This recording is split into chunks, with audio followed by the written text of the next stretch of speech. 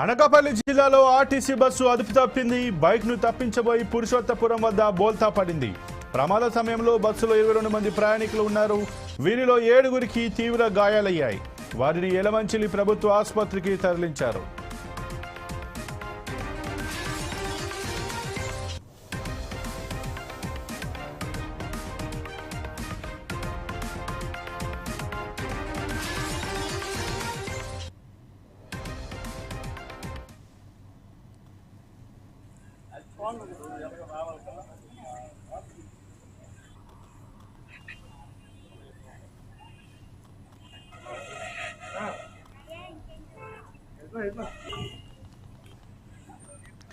అనకాపల్లి జిల్లాలో RTC bus అదుపు తప్పింది. బైక్ ను తప్పించబోయి పురుషోత్తపురం వద్ద బోల్తా పడింది.